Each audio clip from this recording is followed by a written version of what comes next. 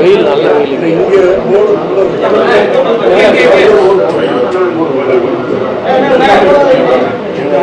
Mic ஆனா இருக்கா?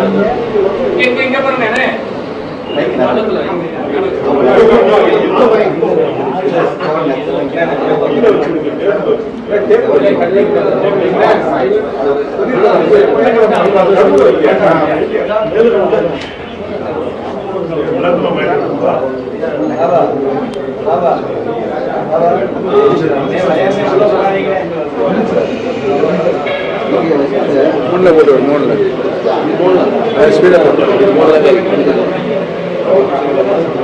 கேளு. இதெல்லாம் கொஞ்சம் இங்கே ஒரு 5-6 சேர் போடு உட்காந்து, இங்கிட்ட ஒரு 5-6 சேர் உட்காந்து கேளு. சொல்லுங்க.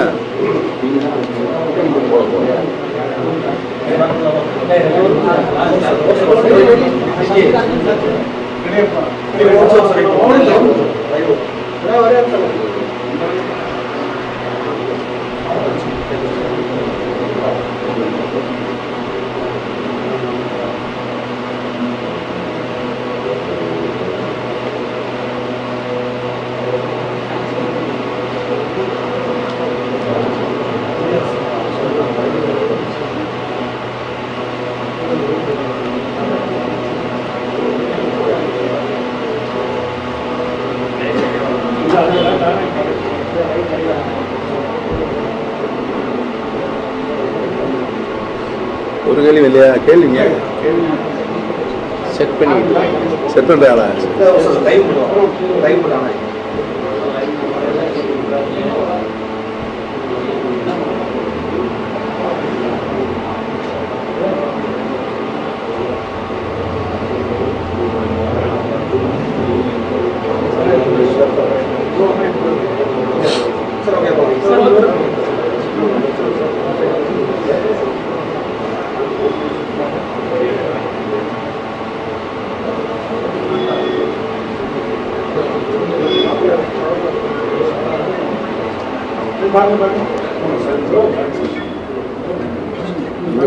ரெடி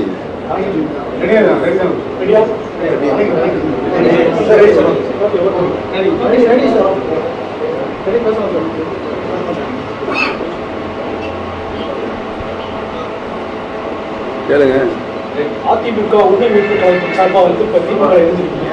இணைஞ்ச பிறகு இப்போ உங்களுடைய கழகத்தின் சார்பாக உங்களுடைய குரூப் சார்பாக எத்தனை சீட்டு கேட்டிருக்கீங்க? திமுக எத்தனை சீட்டு உங்களுடைய கேள்வியே தவறானது. நாங்கள் அனைவரும் இப்போ வந்து திராவிட முன்னேற்ற கழகம் என்ற ஒரே கட்சியில் தான் பயணித்துக் கொண்டிருக்கிறோம். அதிமுக தேர்தல் அறிக்கை வந்திருக்கு, அவருடைய நம்பகத்தன்மை நீங்க எப்படி சார் பாருங்க? இதுவரை பழனிசாமி சொல்லியிருக்கின்ற கருத்துக்கள் எதுவுமே நம்பகத்தன்மை இல்லாதது என்பதுதான் என்னுடைய கருத்தாக இருக்கிறது. அவர் ஒரு ஆளுமை மிக்க அரசியல் தலைவர் இல்லை. 2017 ஆர்கே நகர் இடைத்தேர்தலில் இருந்து நடந்து முடிந்த 2024 நாடாளுமன்ற தேர்தல் வரை 10 தேர்தல்களில் அவர் தோல்வியை தெரிவித்திருக்கிறார். ஒரு ஆளுமிக்க தலைவர் என்று சொன்னால் ஒரு சட்டமன்ற தேர்தலிலோ அல்லது நாடாளுமன்ற தேர்தலையோ தோல்வியை தெரிவினா அடுத்த தேர்தல் எந்த தேர்தல் வந்தாலும் அந்த கட்சியை தூக்கி நிலைநிறுத்தி வெற்றி வருவதுதான் ஆளுமை மிக்க தலைவராக தமிழக அரசியலில் இருக்கின்ற ஒரு நிலைப்பாடு.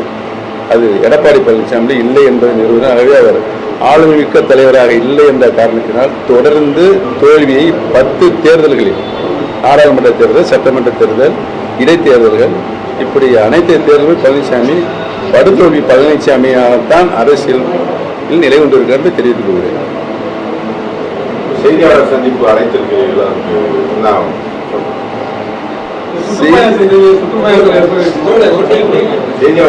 செய்தியாளர் சந்திப்பை அழைத்திருக்கிற நோக்கம் பழனிசாமி இன்று வெளியிருக்கின்ற தேர்தல் அறிவிக்கை பொய்யான அறிவிக்கை, அதை நாட்டு மக்களுக்கு தெளிவுபடுத்த வேண்டும் என்றுதான் நான் உங்களை எல்லாம் அழைத்திருக்கிறேன். நீங்கள் கடந்த காலங்களில் பழனிசாமி சொன்ன எதையாவது நிறைவேற்றியிருக்கிறார் என்பதை ஆய்ந்து உண்மைத்தன்மையை மக்களுக்கு சொல்ல வேண்டும். மாவட்ட முன்னேற்ற கழகம் சார்ந்த தொகுதி பட்டியலாம் கரெக்டா வந்துருக்கு. யாராவது மாவட்ட முன்னேற்ற கழகம் சார்ந்த தொகுதி பட்டியலாம் கரெக்டா கொடுக்குறாங்க ஒரு கட்சி. நீங்க எத்தனை சீட் கேட்டிருக்கீங்க? நீங்கள் முதல் கேள்வியும் தவறானது, இப்பொழுது கேள்வியும் தவறானது. நான் அதிமுகவின் தொண்டனாகவே இணைந்திருக்கிறேன். திமுகவில் தொண்டனாகவே இணைந்திருக்கிறேன். தளபதி அவர்கள் வேட்பாளர் பட்டியல் வெளியிடும்போது யாரெல்லாம் வேட்பாளர் பட்டியல் இடம்பெற்றிருக்காரோ அவர்தான் தேர்தலில் இருக்கக்கூடிய தகுதியுடையவர் என்பதை தெரிவித்துள்ளார். எனது சுற்றுப்பயணம் தென் மாவட்டங்களில் 58 தொகுதி இருக்கிறது. இந்த 58 தொகுதியிலும் திராவிட முன்னேற்ற கழகம் மாபெரும் வெற்றி அடையும் என்று மக்கள் கருதாக அமோக ஆதரவு இருந்தது. தளபதி உத்தரவிட்டால் போட்டியிடுகிறது. அதிமுக பொதுச் செயலாளர் எடப்பாடி பழனிசாமி இன்னைக்கு நடந்த செய்தியாளர் சந்திப்பில் 210 தொகுதிகளில் வெல்லும், அதிமுக மீண்டும் ஆட்சி அமைக்கும் சொல்லியிருக்காரு. நான் ஏற்கனவே சொன்னேன், 2017 நடந்த ஆர்கே நகர் சட்டமன்ற இடைத்தேர்தலில் இருந்து இதுவரை அவர் எந்த தேர்தலாக வெற்றி பெற்றிருக்கிறாரா? ஆக ஆளுமை திறன் கொண்ட தலைவராக எடப்பாடி பழனிசாமி இல்லை. மக்கள் அதை நம்ப வேண்டாம் என்றுதான் சொல்லியிருக்கிறார். மோடி தொகுதியில் வேட்பாளராக அறிவிக்கப்பட்டா மோடி தொகுதி மக்களுக்கு என்னென்ன மாதிரியான திட்டங்கள்லாம் ஃபீல் பண்ணுறது? உங்களுக்கு நல்லாவே தெரியும். நீங்கள் நீண்ட காலமாக அந்த போடி தொகுதியிலே இருந்து கொண்டிருக்கிறீர்கள். சில நேரங்களில் உண்மை பேசுகிறீர்கள், சில நேரங்களில் வேறு மாதிரியாக திருத்தி பேசுகிறீர்கள். நான் போடி சட்டமன்ற தொகுதியில் 2017 முதல் முதலாக இந்த தேர்தல் காலத்தில் சொன்ன வாக்குறுதிகள் ஒன்றை தவிர பாக்கி எல்லாமே நிறைவேற்றிருக்கிறேன். டாப் ஸ்டேஷனுக்கு ரோடு போடப்படும் என்று அறிவித்திருந்தேன். அது மட்டும்தான் இல்லை. ஏன் என்று சொன்னால் அதனுடைய கிராடிஷன் ரொம்ப செங்குத்தான மலைப்பகுதியாக இருந்தனால் 3-4 சர்வேகள் நடத்தப்பட்டது. ரோடு போடக்கூடிய வசதிகள் இல்லை. அதனால் தான் அந்த காலத்திலே ரோப்கார் மூலமாக தேயிலையை ஏற்றுவதும் இறக்குவதுமாக இருந்தது என்பதை தெரிவித்துள்ளேன். ஆகவே இங்கே சொல்லப்பட்டிருக்கின்ற சொல்லப்படாத அனைத்து போடி சட்டமன்ற தொகுதியில் இருக்கிற அனைத்து பிரச்சனையும் தீர்த்து வைத்திருக்கிறேன் என்பதை தெரிவித்துள்ளேன். முக்கியமாக வந்து மாம்பழ ஒவ்வொரு சீசன் வரக்கூடிய விவசாயிகளுக்கு வந்து ஒரு மாம்பழ கூழ் ஃபேக்டரி ஆரம்பிச்சு சொல்லியிருக்காங்க. நீங்கள் ஜெயிச்சாக்க அது இந்த வருஷம் ஏற்கனவே மாம்பழக்கூழ் தொழிற்சாலை இங்கே நிறுவனத்துக்குரிய ஆயத்தமான அடிப்படை ஆய்வுகளை மேற்கொண்டோம். அந்த ஆய்வுகளின் அடிப்படையில் 50% மானியம் அரசியல் மூலமாக தருவதாகவும் சொன்னோம். பல மாந்தோப்பு விவசாயிகள் முன்வந்தார்கள், வியாபாரிகள் முன்வந்தார்கள். ஆனால் நம்முடைய மாம்பழம் நீர்ச்சத்து அதிகமாக இருக்கின்ற காரணத்தினால் ஜூஸ் தயாரிக்கிறதுக்குரிய பக்குவம் இன்னும் வரவில்லை என்பதால் கருத்தாக சொன்னார்கள். ஆகவே எதிர்காலத்தில் அதையெல்லாம் நிவர்த்தி செய்து இங்கே மாம்பழைக்கூழ் மீண்டும் நிறுவனத்துக்குரிய ஆயத்த பணிகளை நான் உறுதியாக ஈடுபடுவேன் என்பதை தெரிவித்துள்ளேன். கோவையில் வந்து ஒரு தடுப்பணை கட்டணம் சொல்லி நீண்ட நாளாக அந்த மக்கள் விவசாயிகள் கேட்குறாங்க. கோவையில் வந்து தடுப்பணை கட்டலாம், வாக்கு பகுதியில் வந்து ஒரு பெரிய தடுப்பணை கட்ட சுற்றுலா பயணிகள் வர்றதுக்கு அந்த பகுதி மிகப்பெரிய ஒரு டெவலப்மெண்ட் ஆகுது. ஏற்கனவே இப்போ இங்கே வந்து போடிநாயக்கனூர் நகராட்சியில் பாதாள சாக்கடை திட்டம் இல்லை. பாதாள சாக்கடை திட்டம் கொண்டு வந்தால் அதிகமான தண்ணீர் தேவைப்படுகிறது. ஏற்கனவே இருக்கின்ற குடிநீர் ஆதாரம் கொட்டக்குடி ஆற்றிலிருந்து ஹெட்டர்ஸ் வந்து சுத்தரிக்கப்பட்டு இங்கு போடி நகராட்சிக்கு தந்து கொண்டிருக்கின்றோம். பாதாள சாக்கடை வரும் பொழுது இங்கே இருக்கின்ற 15 லட்சம் வீடுகளுக்கு இணைப்பு கொடுப்பதுன்றதுனால் ஒரு வீடுக்கு ஒரு ஃப்ரெஷ் அவுட்டு ஃப்ரெஷ் பண்ணால் 7 லிட்டர் தண்ணி தேவைப்படுது. இதெல்லாம் கணக்கிட்டு பார்க்கும் பொழுது அதிகமான தேவை தேவை என்று நாங்கள் பல ஆய்வுகளை கொட்டக்குடி ஆற்றிலிருந்து தடுப்பணை சொன்னபோது தடுப்பணை கட்டலாம் என்று ஆய்வுகளை மேற்கொண்டோம். தடுப்பணை கட்டினால் எவ்வளோ தடுப்பணை கட்டினாலும் இதனுடைய வேகம் கொட்டக்குடி ஆற்றினுடைய வேகம் மிகவும் அதிகமாக இருக்கிறது. தடுப்பணையை அடித்து கீழே கொண்டு வர சூழ்நிலை இருக்கிற காரணத்தினால் மாற்று ஏற்பாடாக பெரியார் முல்லை பெரியாரிலிருந்து அங்கு உருகநீரை எடுத்து அங்கே ரா வாட்டர் கொண்டு வரப்பட்டு நம்முடைய தர்மத்தை பற்றியில் ஒரு இடம் கூட நான் வாங்கி கொடுத்தேன். அந்த ட்ரீட்மெண்ட் பிளான் அங்கே அமைத்திருக்கேன். அந்த ரா வாட்டரை சுத்தரித்து இங்கு கொண்டு வந்து ஓவர் டேங்கில் 2 ஓவர் டேங்க் கட்டியிருக்கோம். இந்த ஸ்கீமில் புதுசாக 70-75 கோடி ரூபாய் செலவில் அதையும் பார்த்தோம். அதையும் சாத்தியப்படாது என்று தெரிவித்து அந்த ரா வாட்டரை அப்படியே நம்முடைய ஹெட்டர்ஸ் கொண்டு போய் அங்கே இருக்கின்ற சுத்திகரிப்புகளில் செய்து சுத்திகரிக்கப்பட்டு இன்றைக்கு போடி நகர்மன்றம் முழுவதும் 24 நேரம் பாதுகாக்கப்பட்ட குடிநீர் வந்து கொண்டிருக்கிறது. அதனால் அங்கே தடுப்பணை தேவையில் இருக்கிறது தான் கொட்டக்குடி முல்லை பெரியாரிலிருந்து உரையினர் தோண்டப்பட்டு அங்கிருந்து ராவாற்று சுத்தரிக்கப்பட்டு கோடி நகர மக்களுக்கு நிறைவான குடிநீர் வசதி தந்து கொண்டிருக்கிறது.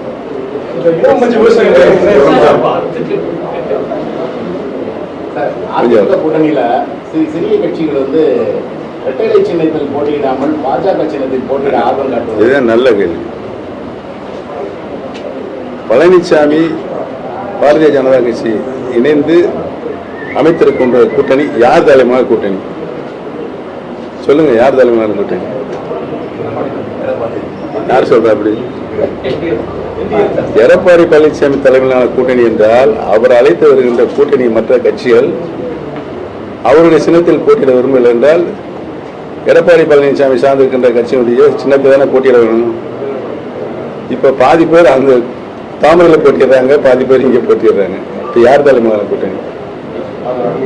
ஆக எடப்பாடி தலைமையிலான கூட்டணி இல்லை என்ற முடிவு எல்லாமே டெல்லி பட்டணத்திலிருந்து உத்தரவு வருகிற கூட்டணியாகத்தான் இருக்கிறது. தமிழகம் முழுக்க சுற்றுப்பயணம் திமுகவில் இணைந்து சுற்றுப்பயணம் மேற்கொண்டு வந்திருக்கிறது. இதுல எடப்பாடி பழனிசாமி அவர்களை மட்டும் நன்றாக ஒரு கடும் விமர்சனங்களை நீங்க முன்வைக்கிறீர்கள். இது எப்படின்னா ஒரு அதிமுக தொண்டர்களையும் திமுக பக்கம் இழுப்பதற்கான ஒரு முயற்சியா? எங்க இருக்காங்க அதிமுக தொண்டர்? பூரா தொண்டர் டிஎம்கேக்கு சேர்ந்துட்டாங்க. எனக்கும் மிகப்பெரிய ஆச்சரியம். நான் சுற்றுப்பயணம் இருக்கும்போது அனைத்து ஏற்கனவே அம்மா காலமானதுக்கு பின்னால் லட்சக்கணக்கான தொண்டர்கள் அதிமுக தொண்டர்கள் டிஎம்கே சேர்ந்திருக்காங்க. இப்ப நான் போய் திருமக்குளத்தில் இணைப்பு மாநாடு நடத்தியதற்கு பின்னால் தென் மாவட்டங்களில் சுற்றுப்பயணம் செல்லும்போது என்னோடு இருந்த லட்சக்கணக்கான தொண்டர்களும் இன்றைக்கு திராவிட முன்னேற்ற கழகத்தில் இணைந்திருக்கிறார் என்பதுதான் நிதர்சனமான உண்மை. நாளை இல்லைங்க. இப்ப தேர்தல் வந்தா தெரியும்.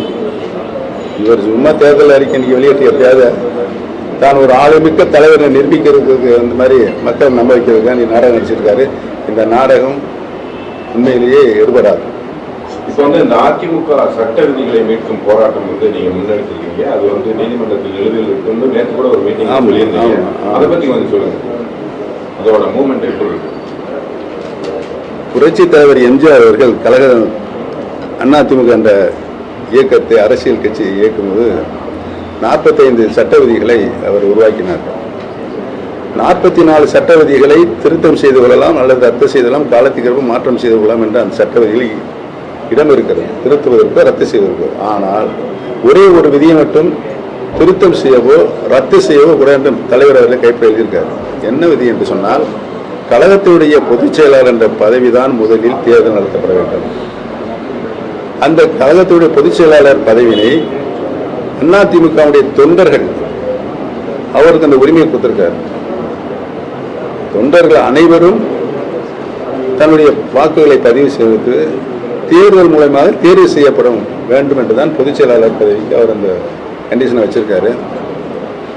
எல்லாம் மற்ற விதியெல்லாம் திருத்தலாம். ஆனால் இந்த ஒரு விதியை மட்டும் திருத்தம் செய்யவோ ரத்து செய்யவோ தன் கைப்படவே எழுதி வைத்திருக்கிறார். ஆக அந்த விதியை ரத்து செய்வதற்கு யாருக்கும் உரிமை கிடையாது. அதற்காகத்தான் நான் உச்ச நீதிமன்றத்தில் சென்று வழக்கு போட்டுக்கிறேன். அதோடு சேர்ந்து பல வழக்குகள் 6 வழக்குகள் இங்கே இருக்கிற உயர்நீதிமன்றத்தில் சென்று உச்ச நீதிமன்றம் செல்லும் போது அந்த 6 வழக்குகள் இணைத்து அங்கே ஒரு டைரக்ஷன் கொடுத்துருக்காங்க, வழிகாட்டுதல். இதற்கு முன்னால் இந்த 6 வழக்குகள் சம்பந்தப்பட்ட 6 வழக்குகளும் எந்த தீர்ப்பு வழங்கினாலும் பைண்டிங் ஆகாது. சென்னை உயர்மன்றத்தில் சிவில் சூட்டில் போய் அங்கே நீங்கள் உங்களுடைய வாதத்தை எடுத்து வைங்க. சிவில் சூட் சென்னை உயர்மன்றத்தினுடைய சிவில் சூட் என்ன தீர்ப்பு வழங்கப்படுதோ அதுதான் பைண்டிங் ஆகும். நிரந்தர தீர்ப்பு இறுதி தீர்ப்பு என்று சொல்லப்பட்டிருக்கிறது. அந்த வழக்கை நாங்கள் இன்றைக்கு சென்னை உயர்மன்றத்தில் நடத்தி கொண்டிருக்கிறோம். இன்றும் நிலையில் இருக்கிறது. தீர்ப்பு விரைவில் வரும் என்று எதிர்பார்க்கிறோம். அதுக்கான நீதிபதி அவர்கள் கையிலே இருக்கிறது. திராவிட முன்னேற்ற கழகத்தினுடைய தேர்தல் வாக்குறுதிகளில் என்னென்ன மாதிரியான திட்டங்கள் முன்னிறுத்தி வரணும்னு சொல்லி நீங்க உறுதியா மக்களுக்கு பயனுள்ள நீண்ட கால திட்டங்கள், தொலைநோக்கு திட்டங்கள் திராவிட முன்னேற்ற கழகத்தினுடைய தேர்தல் அறிக்கையில் வரும். அந்த தேர்தல் அறிக்கை வந்தவுடன் இன்றைக்கு இருக்கின்ற அரசியல் கட்சிகள் திராவிட முன்னேற்ற கழகம் தவிர துண்டக்கான துணியக்கான ஓட போறாங்க. அந்த தேர்தல் சசிகலா அவர்களும் ராமதாசும் இணைந்து கூட்டணி அமைச்சு நான்காவது ஒரு அணியா செயல்படுறாங்க. இது யாருக்கு சாதகமாக இருக்கு, யாருக்கு பாதகமாக இருக்கு? எங்களுக்கு பாதகமாக இருக்காது என்று நான் அடித்து சொல்வேன். அவங்களுடைய வாக்குகள் யாருடைய வாக்குகள் அது நீங்க அவர்கள்தான் கேட்கணும். எங்களுக்கு பாதகம் இல்லைன்னு சொல்லிட்டான்.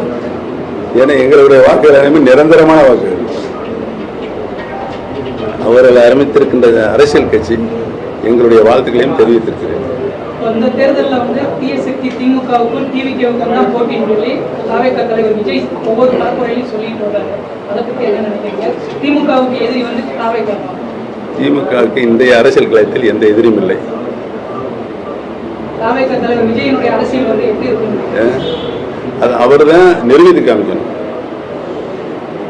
அவருடைய கொள்கைகள் என்ன என்பதை சொல்ல வேண்டும். அந்த கொள்கையின்படி அவர் நடக்கிறார் என்பதை நிரூபித்து காமிக்க வேண்டும். மக்கள் ஏற்றுக்கொள்ள வேண்டும். இவ்வளவு பிரச்சனை இருக்கு.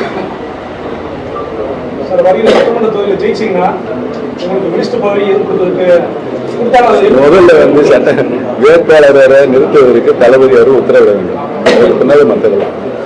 கடந்த 2021 தேர்தலில் திமுக தேர்தல் அறிக்கையில் வந்து மகளிர் உதவித்தொட்டு 1000 ரூபாய் அறிவிச்சாரு. அது சாத்தியம் என்று சொல்லி எடப்பாடி பழனிசாமி கொடுத்தாரு. ஆனா இப்ப அதே 2000 ரூபாய் அறிவிச்சிருக்காரு. அது போக வந்து இப்ப பிரிச்சு வழங்கப்படும் சொல்லியிருக்காரு. இதை பத்தி உங்க கருத்து என்ன சார்? இலவச திட்டம் நிறைய அறிவிச்சிருக்காரு. திராவிட முன்னேற்ற கழகத்தில் அறிவித்த அனைத்து திட்டங்களும் பயனுள்ள திட்டங்களாக இன்றைக்கு நாட்டு மக்களுடைய திருக்கரங்களில் கிடைத்துக் கொண்டிருக்கிறது. அவர்களும் பயனுள்ள திட்டமாக அதை பயன்படுத்திக் கொண்டிருக்கிறார்கள். 1000 ரூபாய் என்ற உரிமைத் தொகை வழங்கப்படும் என்று சொன்னால் வழங்கினார்கள்.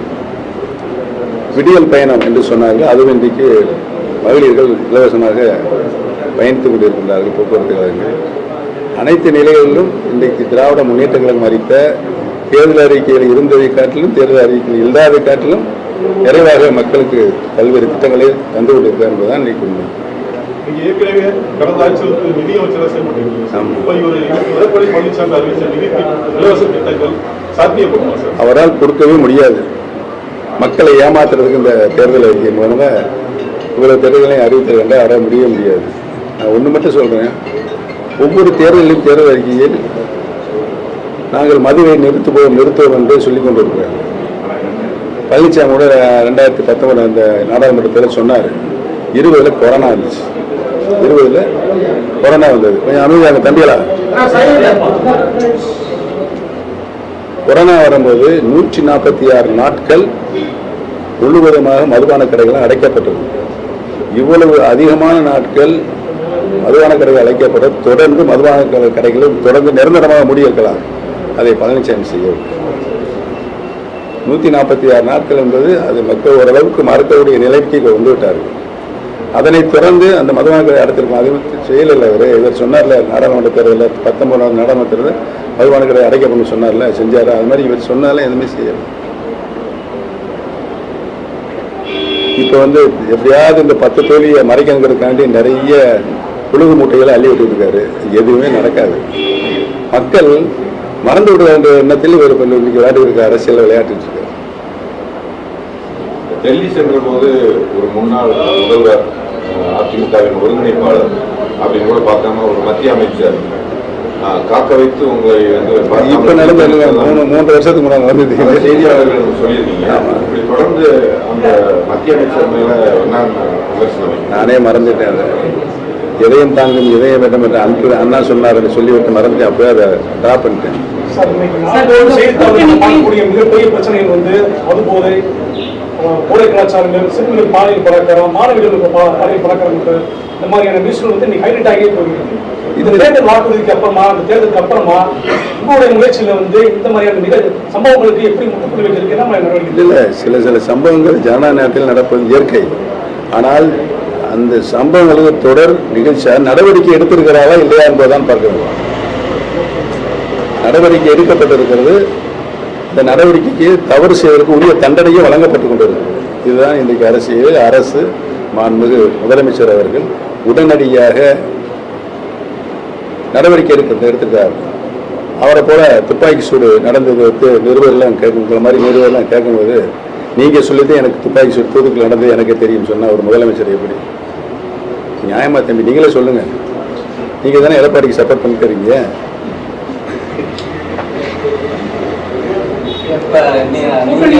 டெல்லிக்கு பேச்சுவார்த்தைக்கு சென்றாலே முதலமைச்சர் எங்களை பார்த்து பயப்படுறாரு. யாரு பேச்சுவார்த்தைக்கு டெல்லிக்கு போனாலே முதலமைச்சர் எங்களை பார்த்து பயப்படுறாரு. தம்பி யாரு? டிடிவி தினகரனா? அவர் தேர்தல் பிரச்சாரத்தின் போது என்ன சொன்னார் நல்லா தெரியுமா?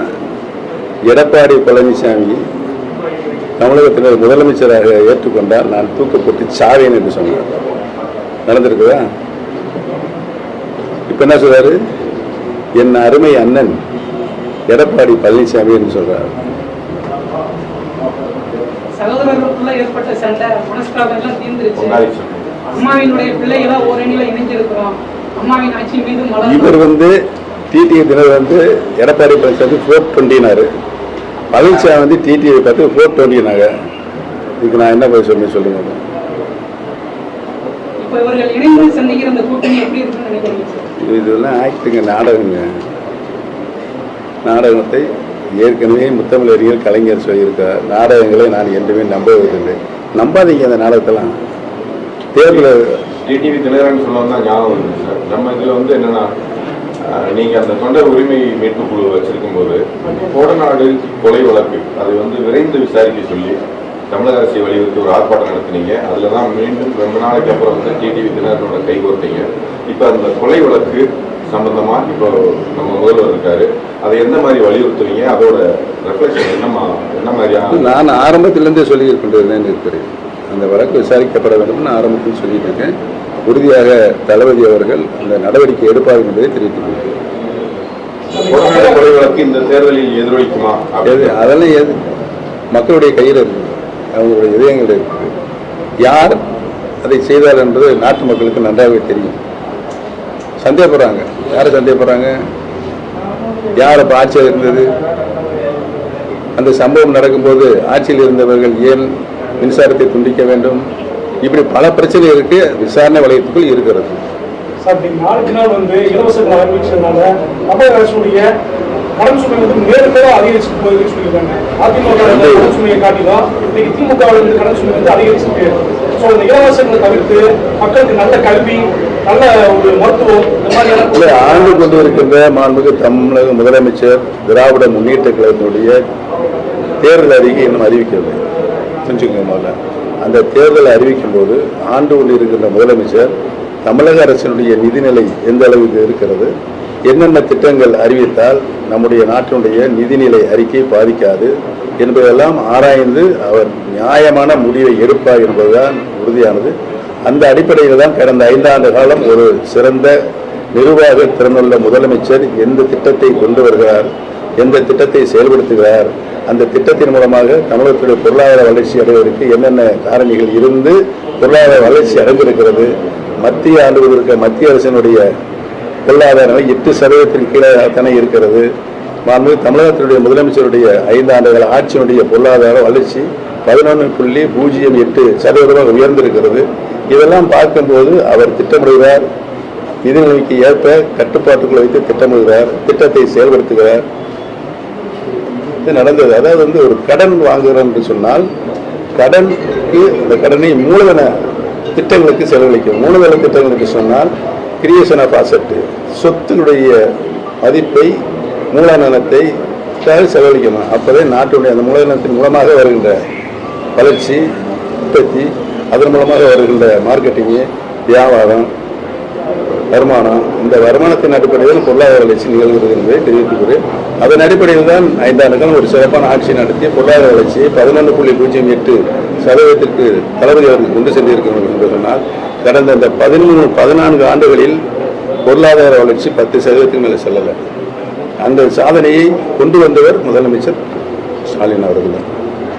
படித்த இளைஞர்களுக்கு இன்னைக்கு வேலை கிடைக்காம, படித்த இளைஞர்கள் படிச்சு முடிச்சுட்டு வரக்கூடிய இளைஞர்களுடைய வேலை இல்லாத இன்னைக்கு கூடியிருக்கக்கூடிய சமயத்துல இந்த தேர்தல் அறிக்கையில படித்த இளைஞர்களுக்கு நல்ல வேலை வாய்ப்புக்கு உண்டான ஒரு ஸ்கோப் திமுக அரசு செயல்படுத்த உண்மையிலேயே செயல்படுத்துவாங்க. ஏன்னு சொன்னால் தமிழ்நாடு இந்தியாவிலேயே படித்த பட்டதாரிகள் அதோடைய சதவீதம் 24% இருக்குது. ஆனால் தமிழகத்தில் 52%. படித்த பட்டதாரிகள் எண்ணிக்கை 52%. நம்முடைய முதலமைச்சர் அவர்கள் சில பகுதிகளில் மட்டும் தொழிற்சாலைகள் மிகுதியாக உருவாகிற காலகட்டங்கள் நாடு சுதந்திரம் அடைந்திருந்து இருக்கிறது. அதை பரவலாக தமிழகத்தில் இருக்கின்ற அனைத்து பகுதிகளிலும் தொழிற்சாலைகளை கொண்டு வந்து நிறுவுவதில் இப்பொழுது நல்ல பல நடவடிக்கைகள் மாண்புமிகு முதலமைச்சர் எடுத்திருக்கிறார்கள். 3 மாநாடுகளை, முதலீட்டாளர் மாநாடுகள் 3 மாநாடுகளை அவர் நடத்தியிருக்கிறார். அந்த 3 மாநாடு லட்சக்கணக்கான கோடி ரூபாய்களை இங்கே முதலீட்டாளர்கள் சேர்த்துக் கொண்டிருக்கிறார்கள். அதில் தூத்துக்குடி, மதுரை, திருநெல்வேலி, விருதுநகர், சிவகங்கை, தேனி உள்பட இந்த தென் மாவட்டங்கள், தெற்கத்திய மாவட்டங்களுக்கு நிறைய தொழிற்சாலைகள் இங்கே உருவாகக்கூடிய நடவடிக்கைகள் மேற்கொள்ளப்பட்டு நடவடிக்கை எடுக்கப்பட்டு தொழிற்சாலை உருவாகி கொண்டிருக்கிறது. இன்னும் ஒரு 5 ஆண்டுகளில் நம்முடைய தேனி மாவட்டம் உள்பட தென் மாவட்டங்களில் நிறைவாக தொழிற்சாலை மிகுந்த மாவட்டமாக இருக்கும். அப்பொழுது நம்முடைய படித்த இளைஞர்களுக்கு, வேலை திறன் உள்ள இளைஞர்களுக்கு உரிய வேலை கிடைக்கும் என்பதை தெரிவித்துள்ளேன். நம்ம தேனியில் உள்ள 440 ஏக்கரில் வந்து ஸ்குவாட் இப்போ தெளிவுலாக தொடங்கப்பட்டு போயிட்டு இருக்கு. உங்களுக்கு நல்லாவே தெரியும். நீங்கள் சுற்றிட்டே இருக்கீங்களே, நல்லா கவனிச்சுருக்கீங்களே, அதெல்லாம் சொல்ல மாட்டீங்க. சரி, அதிமுக வேட்பாளர் பட்டியலில் முதல் கட்ட வேட்பாளர் பட்டியல் வெளியிட்டாங்க. இதில் பெண்களுக்கு இடஒதுக்கீடு தரல ஒரு குற்றச்சாட்டு இருக்குது. அது நீங்கள் எடப்பாடி பழனிசாமி தான் கேட்கணும். இப்போ நீங்கள் 4-5 வருஷமா இப்போ 4-5 தடவை ஜெயிச்சு, இப்போ கேட்டகரியாக போட்டிட்டு ஜெயிச்சு எல்லாம் மக்கள் மனசில் பதிஞ்சிருச்சு. இப்போ அந்த டிஎம்கேல சேரும்போது அந்த கட்சி சொந்தம்ன்றது வந்து அவங்களுக்கு கட்சி சின்னம் தானே பேசும், ஆளாக பேச போகிறாங்க. கட்சி சின்னம் தானே பேசும். அந்த கட்சி தம்பி இப்போ 2017 இப்போ என்ன 9 வருஷம் ஆகுது. அவர் என்ன தன்னுடைய அடிமைகளை வைத்து தலைமை கழகத்தில் பேச வச்சார்? பழனிசாமி பொதுச் செயலாளர் வந்தால் எந்த தேர்தலாக இருந்தாலும் அவர் தான் ஜெயிப்பார், அவருக்கு சூழ்நிலை அவர் உருவாக்குறன்னு சொல்லி தான் அவர் வந்து பொதுச் செயலாளர்னு சொல்லி கோரிக்கை வச்சாங்க. தேர்தலுக்கு, சட்டமன்ற தேர்தலுக்கு 2 வருஷத்துக்கு 21 சொல்கிறாங்க. 2021 சட்டமன்ற தேர்தலுக்கு 2 வருஷத்துக்கு முன்னாலேயே பழனிசாமி வருகின்ற சட்டமன்ற தேர்தலில் முதலமைச்சர் இப்பயே அறிவிச்சா தான் அந்த தேர்தல் அவர் மகத்தான வெற்றி பெறாங்க. அந்த கொடியும் கொண்டு வச்சாங்க. நாங்களாம் சொன்னோம், சீனியர்லாம் சொன்னாங்க, இல்லைங்க முன்னாலே அறிவிக்க வேணாம், தேர்தல் வரும்போது அறிவிச்சுக்கலாம், தேர்தல் முடிஞ்ச பிறகு அறிவிச்சவங்க கேட்க மாட்டேங்கிறாங்க. ஏன்னா ஒரு ஃபேஸ் வேல்யூ ஆன தலைவராக எடப்பாடி பழனிசாமி இல்லை, மாஸ் லீடராக இல்லை. பேரறிஞர் அண்ணா அவர்கள் மாஸ் லீடர், முத்தமிழ் அறிஞர் அவர்கள் மாஸ் லீடர், புரட்சி தலைவர் அவரும் ஒரு மாஸ் லீடர், அம்மா அவர்களும் ஒரு மாஸ் லீடர். இவர்கள்லாம் ஒரு தோல்வி கண்டால் சந்தர்ப்ப சூழ்நிலையினால் அடுத்த தேர்தலில் அந்த கட்சியை வெற்றி வரக்கூடிய ஒரு சூழ்நிலை நிலைநிறுத்தினார்கள். அதுதான் வரலாறு. தலைவர் நாடாளுமன்றத்தில் தோற்றிருக்கிறார், அடுத்த தேர்தலில் வெற்றி பெற்றிருக்கிறார். முத்தமிழ் அறிஞர் தோற்றிருக்கிறார், வெற்றி பெற்றிருக்கிறார். புரட்சி தலைவர் அவர்களும் தோற்றிருக்கிறார்கள், வெற்றி பெற்றிருக்கிறார். அம்மா அவர்களும் தோற்றிருக்கிறார், வெற்றி பெற்றிருக்கிறார். பழனிசாமி 2012 தோல்வி அடைந்து அடுத்த தேர்தலில் வெற்றி பெற்றாரா? ஒரு தேர்தலில் வெற்றி வரல. இப்போ அதை மறைக்கணும். இவர் பக்கம் பக்கமாக இன்னைக்கு இலவசங்க அறிவிச்சிருக்காரு, முடியாத வேலை. ஏன்னா அவர் எப்பவுமே பொய் தான் சொல்லுவார். ஒரு முதலமைச்சர் பொறுப்பில் இருக்கவர் இப்படி தொட்டுன்னா அடுத்த செகண்டாக இருந்தாங்க. நாளைக்கு இப்போ நானும் முதலமைச்சர் வந்துருக்கேன். டெய்லி 3 கவர் வரும், நாட்டுடைய நடப்புகள் உள்ளே வரும். இன்னொரு கவரில் வந்து அரசியல் கட்சியினுடைய கூட்டங்கள் நடைபெற பெறுவது வரும். எங்கெங்கே சட்டம் ஒழுங்கு பாதுகாப்பு ஏற்பட்டு ஒரு கவர் வரும். இதெல்லாம் வந்து எப்போ நைட்டே வந்து சேருங்க எங்களுக்கு. அதை படித்து பார்க்க வேண்டும். காலை 4 மணிக்கு எழுந்திரிச்சு படித்து பார்த்துட்டு தலைமைச் செயலாளர் டிஜிபி எல்லாம் கூட்டு மீட்டிங் நடந்து நடவடிக்கை எடுக்கணும். அதுதான் முதலமைச்சருடைய பொறுப்பு. இவர் வந்து 24 நாள் கழிச்சு நிறுவனத்தில் உங்களை தான் நிறுவனம் கேட்கும்போது நீங்கள் சொல்லுது எனக்கே தெரியும் அப்படின்னா என்ன? ஒரு பொறுப்பற்ற பேச்சா இல்லையா? அது ஒரு முதலமைச்சர் சொல்லலாமா? இதெல்லாம் படித்தவர்கள் சிந்தித்து பார்ப்பாங்க. இதென்ன இவர் எப்படி சொல்லிட்டு இருக்காரு? நாட்டை ஆளுகின்ற முதலமைச்சரே வந்து நீங்கள் சொல்லித்தான் எத்தனை பேர் இறந்தாங்க சொல்லுங்க தம்பி, எத்தனை பேர் இருந்தாங்க? 15 பேர் இருந்தாங்க. எத்தனை பேர் காயப்பட்டாங்க? 42 பேர் காயப்பட்டாங்க. நான் வந்து அவரை கூப்பிட்டேன், வாங்க தூத்துக்குடி போய் ஆஸ்பத்திரியில் காயப்பட்டவங்களாம் பார்த்து வரேன். இல்லை நான் வரல, நீங்களே பார்த்துவாங்க. நான் தான் போய் பார்த்துட்டேன். தூத்துக்குடி அங்கே பார்த்துட்டு பாதிக்கப்பட்ட 42 மருத்துவமனை இருந்த நோயாப்பா குண்டடிப்பட்ட ரத்த காயத்தை படுத்தேன். ஆறுதல் சொல்லிட்டு வந்தேன். சார், நீங்க வந்து திமுகவில் முதலமைச்சரோட பார்ட்டி இணைவதற்கு முன்னால் பல பத்திரிகையாளர்கள் சந்திப்புல என்ன சொல்லியிருக்கீங்கன்னா, அதிமுகவில் நான் என்ன தவறு செஞ்சேன், என்னைய அதிமுகவில் எந்த கோரிக்கையிலும் எந்த நிபந்தனைகளையும் இன்றி நான் இணைய தயார் அப்படின்னு சொல்லியிருந்தீங்க. அப்போ நீங்க சொன்னது மாதிரி எந்த கோரிக்கையிலுமே எந்த நிபந்தனையுமே இல்லாம சரின்னு சொல்லிட்டு அதிமுகவில் சொல்லியிருந்தா நீங்க தொடர்ந்து அதிமுகவில் பயணிச்சிருப்பீங்களா? நீங்க பயங்கரமா கனவு இருக்கீங்க. இந்த கனவுக்கு நான் எப்படி பதில் சொல்ல முடியும்? நான் எந்த தவறும் செய்யவில்லை அப்படிங்கிறது எனக்கு தெரியும், மக்களுக்கு தெரியும், உங்களுக்கு கூட நல்லாவே தெரியும். அவர் வந்து அகங்காரத்தினாலும் ஆணவத்தினாலும் சர்வாதிகாரத்தையும் கட்சியையும் ஆட்சியும் தன் கைக்குள்ளே கொண்டு வந்து இறுக்கி பிடிச்சுக்கணும். யாருக்கும் கொடுக்கக்கூடாதுன்னு. பன்னீர்செல்வம் அவருக்கு முன்னாலேயே வந்து முதலமைச்சராக இருந்திருக்காரு. அவர் பேரவையாக வந்து கட்சியில் ஒரு நிர்வாக பொறுப்பு இருந்தாருன்னா அவர் வந்து அதை சகித்து கொள்ளக்கூடிய மனப்பக்கம் அவருக்கு இல்லை. சொல்ல கேளுங்க, நான் சொல்லி முடிச்சுக்கிறேன். சகிச்சு மனப்பக்கம் இல்லை. நானும் அவருக்கு முன்னாடி முதலமைச்சராக இருந்திருக்கேன். ஆனால் தர்மபுரம் சின்னம்மா வந்து அவரை முதலமைச்சர் ஆகிட்டு போயிட்டாங்க. தர்மத்தம் தொடங்கப்பட்டது. அப்போ எனக்கு என்ன ஆதரவு இருந்தது உங்களுக்குலாம் நல்லாவே தெரியும். அது சமரசம் பேசுவது அவர் முதலமைச்சராகவே தற்சமயம் இருந்து கொண்டு இருக்கின்றதா இப்போ இணைப்பு நடைபெறுகிறது. ஆகவே அவரே தொடர்ந்து இருக்கட்டும் என்று சொன்னாரு. சரி என்று சொல்லிட்டேன். சரி, அதனால் வந்த வினை தான் இப்போ இது. ஆமா சார், இப்போ என்னன்னா அப்படி அவர் சரின்னு சொல்லியிருந்தா அந்த காலகட்டங்கள்ல அவர் சரின்னு சொல்லியிருந்தா இன்னும் நீங்க அதிமுகவுல பயணிச்சிருப்பீங்களா, திமுகவுக்கு போயிருப்பீங்களா சார்? என்ன இது எந்த எத்தனை வருஷம் ஆச்சு? இதெல்லாம் நியாயமான கேள்வி இருக்கு. அதுக்கு அந்த மனசு இல்லைங்க. அரைவனை மாறுபட்ட கருத்துக்கள் கொண்ட தன் இயக்கத்தில் இருக்கிறவர்கள் நிறைய பேர் இருக்கிறாங்க. எல்லா இயக்கத்தில் இருக்காங்க. அவர்களை அரவணைச்சு செல்கின்ற மனப்போக்கு எடப்பாடி பழனிசாமி இல்லை. அதை தான் அது காட்டுகிறது. நிபந்தனையற்ற ஆதரவு நான் தருகிறேன். உங்களுக்கு தெரியும், 4 மாதத்துக்கு முன்னால் ஹோம் மினிஸ்டர் போய் டெல்லியில் வந்து சந்திக்க சொன்னார். போய் சந்திச்சு வந்தேன். அவர் வந்து எனக்கு எந்த கமிட்மெண்ட்டும் சொல்லலை. என்னங்க ஓபிஎஸ் உங்களுடைய கோரிக்கை என்னன்னு கேட்டார். சார், எனக்கு எதுவுமே வேணாம், கட்சி மட்டும் அனுப்பிச்சி விடுங்க, உங்களால் முடியும்னு சொன்னேன். நான் சொன்னேன், அந்த கேட்க மாட்டேங்கிறார். என்ன செய்யறது அப்படின்ற அந்த சூழ்நிலையில் ஒரு ஹோம் மினிஸ்டர் சொல்லப்படுகின்ற பொழுது எப்படி இருக்கும் பார்த்துக்கங்க. அவ்வளோதான். இதுதான் வந்து போன சட்டமன்ற தேர்தல் நடந்துச்சு. உங்களுக்கு நல்லா ஞாபகம் இருக்கும். நான் அது பல பேட்டிகளை சொல்லியிருக்கிறேன். ஹோம் மினிஸ்டர் வந்து பேசினாங்க. பழனிசாமி, நான், ஹோம் மினிஸ்டர் சந்தோஷ், 4 பேரும் பேசணும். ஹோம் மினிஸ்டர் என்ன சொன்ன, கடந்த நாடாளுமன்ற தேர்தலில் மிகப்பெரிய ஒரு தோல்வியை நீங்கள் கண்டிருக்கிறீர்கள். சாரி, நாடாளுமன்ற தேர்தலுக்கு முன்னால அவருக்கு ஒரு 20 சட்டமன்றத்தில் ஒரு 20% தொகுதியை கொடுங்க. யாருக்கு? டிடி 20 தொகுதி கொடுங்கன்னு சொன்னார். அதெல்லாம் முடியாதுன்ட்டார். யாரு? பழனிசாமி. 15 தொகுதியை கொடுக்கலாமான்னு கேட்டார். முடியாண்டார். 12 கொடுக்கலாமா? முடியாண்டார். 10 கொடுக்கலாமா? முடியாண்டார். நீ எத்தனை சட்டமன்ற தொகுதி ஜெயிப்பேன்னு கேட்குறார். திரும்ப கேள்வி. 150 சட்டமன்ற தொகுதியில் நான் வெற்றி பெறுவேன். அப்படியா? சரி, ரைட்டு. அப்போ நான் சொன்னால் டிடி தினகரன் இந்த சட்டமன்ற தேர்தலில் போட்டியிட மாட்டார். நீ 150 சீட்டு ஜெயிச்சிருவீங்கள? அவர் சொல்லுகிற நபருக்கு நீங்கள் வெற்றியடைந்து முதலமைச்சர் ஆனதுக்கு பின்னால் 10 வாரிய தலைவர் கொடுக்கலாம்னு கேட்குறாரு. அதுக்கு முடியானார்.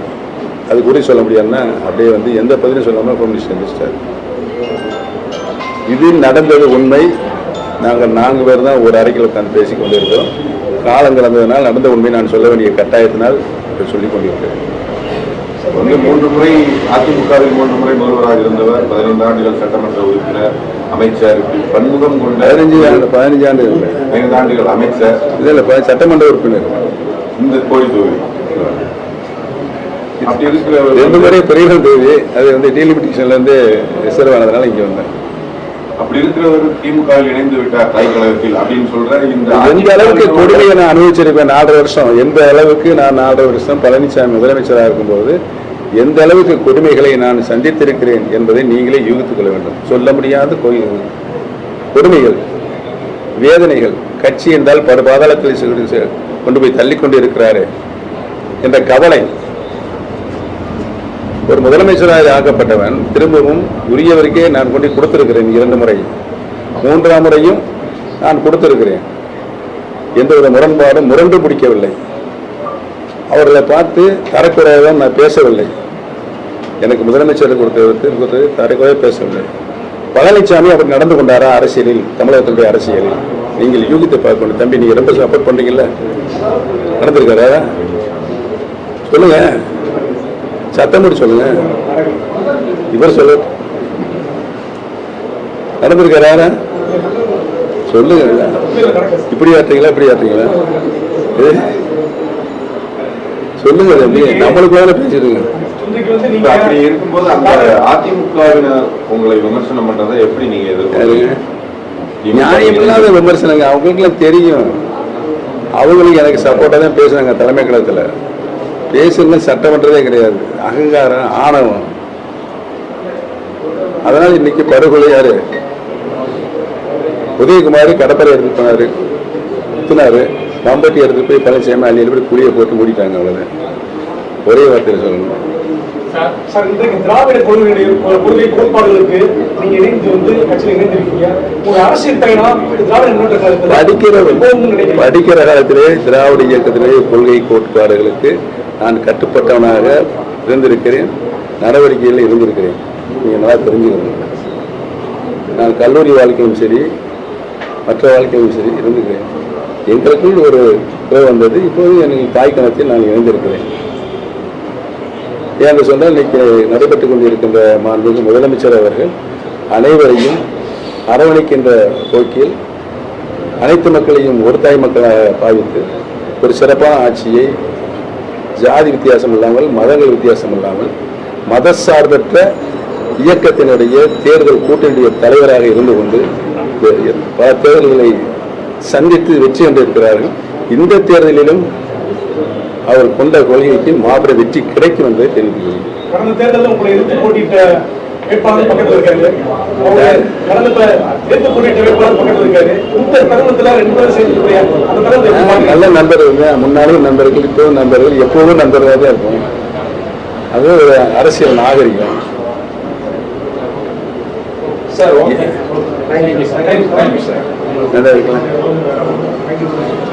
நீங்களே ஒரு முடிவு தரீங்க, பன்னீர்செல்வ பாராப்படுத்தினா நிப்பாட்டிக்கிறது. இல்ல சார், இல்ல சார், அந்த செய்தியாளர் சந்திப்புல வாக்குறுதிகளை பற்றி கொஞ்சம் தெளிவாக எந்த செய்தியாளர் சந்திப்புக்கு அழைத்ததன் நோக்கமே வந்து எடப்பாடி பழனிசாமி அவர்கள் பொய்யான வாக்குறுதிகள் சொன்ன வாக்கு எந்த மாதிரி காப்பாற்ற தெளிவாக கூட சொல்லி காப்பாற்ற. கடந்த முறை பல தடவை வந்து நீங்க தென் மாவட்டங்கள் பூரா வந்து அரசியல் சுற்றுப்பயணம் போயிருக்கீங்க. சமீபமா அந்த 10 நாட்கள் போனதுல உங்களுக்கு மன நிறைவா இருக்கா? கட்சி தொண்டர்கள், பொதுமக்கள், மற்ற தாய்மார்கள் வந்து இப்படி எழுச்சி இருக்கு. நீங்க என்னை பார்த்துட்டே இருக்கீங்க. 2014 என் மகிழ்ச்சியே தொலைஞ்சு போச்சு.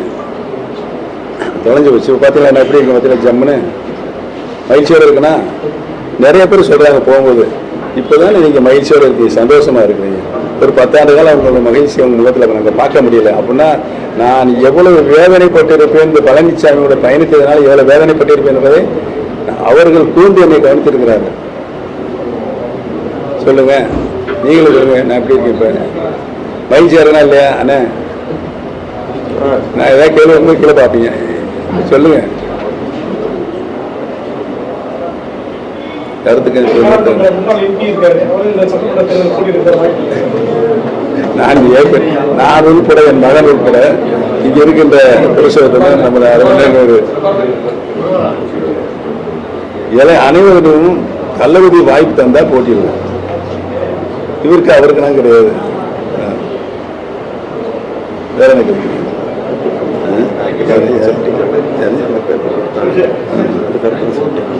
ஓரளவுக்கு வந்து எல்லாம் கறி வெட்டாங்க. அடுத்த மாவட்டங்களின் சுற்றுப்பயணங்கள் வந்து தளபதி எடுக்க வேண்டிய முடிவு அவர் ஆணையத்தால் இணைந்த 2வது நாள் தென் மாவட்டங்கள் போயிட்டோம்னு சொன்னாங்க. போனேன். நான் பல முறை தென் மாவட்டங்களில் நாடகம் போயிருக்கிறேன், அம்மாவுடன் போயிருக்கிறேன், பல தலைவர்கள் சேர்ந்து போயிருக்கிறேன். இதுவரை இது மாதிரியான எழுச்சியை நான் கண்டதில்லை. பல கூட்டங்களை, நாடாளுமன்ற கூட்டங்கள், முழுமையான கூட்டங்கள், 39 கூட்டங்களை நானே நடத்தியிருக்கிறேன். இது மாதிரி ஒரு எழுச்சியை நான் பார்க்கிறேன், ஒரு உணர்வுபூர்வமான எழுச்சி. அந்த எழுச்சி யாரால் வந்ததுன்னா மாண்புமிகு முதலமைச்சர் தளபதி அவர்களால் வந்தது என்பதை நான் தெரிவித்துள்ளேன்.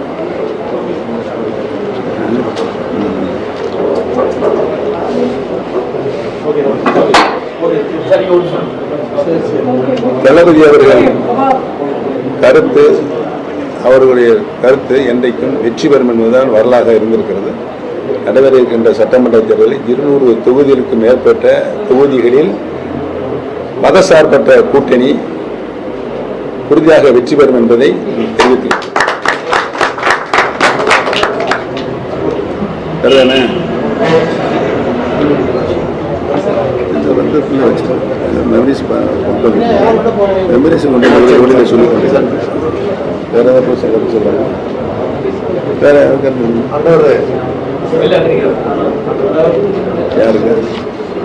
மனநிறைவு உங்களுக்கு பேட்டி ஏதோ பொய் சொல்லியிருக்கேன், சத்தம் மட்டும் சொல்லுங்க, ஏதோ பொய் சொல்லியிருக்கேன். நன்றி, வாழ்க்கை நல்லா இருக்கு. பத்திரிகை மற்றும் தொலைக்காட்சி நண்பர்களுக்கு என்னுடைய அன்பான நன்றியை தெரிவித்துக் கொள்வேன். என்ன